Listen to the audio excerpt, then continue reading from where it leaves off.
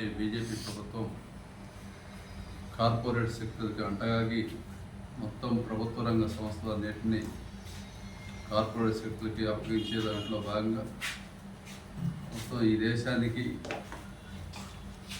అభివృద్ధిలో కీలకమైనటువంటి వ్యవసాయ రంగాన్ని నిర్వీర్యం చేసే చట్టాలను తీసుకొచ్చినటువంటి దాంట్లో భాగంగా ఈరోజు హర్యానా సరిహద్దులో కనీసం మద్దతు ధర కావాలని చెప్పి ఒక రైతు నాయకుడు 53 రోజుల నుంచి అమర నిరాహారదీక్ష చేస్తూ ఉన్నాడు.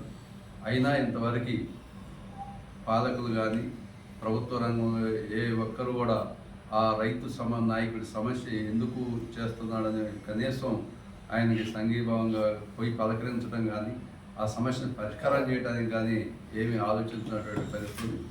కనీస మద్దతు ధర ఈనాడు 77 సంవత్సరాల తర్వాత కనీస మద్దతు ధర అని చెప్పి రైతు అడిగే దుస్థితి ఇలా మన దేశంలో ఉన్నటువంటి పరిస్థితి. అట్లాగే కార్మిక లోకం కూడా ఎప్పుడో 135 సంవత్సరాల క్రితం మాకు 8 గంటల పనిదినానికి కావాలని చెప్పి చికాగో నగరంలో సాధించుకున్నటువంటి 8 గంటల పనిదినాన్ని ఇలా మన భారతదేశంలో 44 చట్టాలు ఉన్నటువంటి దాన్ని 4 కోళ్లుగా విభజించి ఇలా కార్మికుల్ని నిర్వీర్యం చేస్తున్నటువంటి పరిస్థితి. వాళ్ళకి సరైనటువంటి పెన్షన్ జీతం కానీ కనీస సౌకర్యాలు కానీ లేకుండా వాళ్ళకి ప్రభుత్వ రంగంలో అరకొర ఉన్నటువంటి వాళ్ళకి కనీస వేతనాలు లేనటువంటి పెన్షన్ లేనటువంటి పరిస్థితి ఇలా ఈ కేంద్ర ప్రభుత్వం చేస్తూ ఉంది. అందుకోసం కార్మిక లోకం కూడా మొత్తం 4 కోళ్ల మీద తీవ్రంగా నిరసన వ్యక్తం చేస్తూ ఉంది. అందుకనే రేపు 19వ తారీఖున రైతు కార్మిక లోకం మొత్తం నిరసన కార్యక్రమాన్ని చేపడతా ఉంది. దానికి అందరూ కూడా 50 మంది భారతదేశానికి వచ్చినటువంటి సమస్యగా పరిగణించి కార్మిక కర్షక నిరసన కార్యక్రమంలో అందరూ పాల్గొని కేంద్ర ప్రభుత్వ ప్రజా వ్యతిరేక విధానాన్ని వెనుకబట్టాల్సినటువంటి అవసరం ఉందని తెలియజేస్తుంది.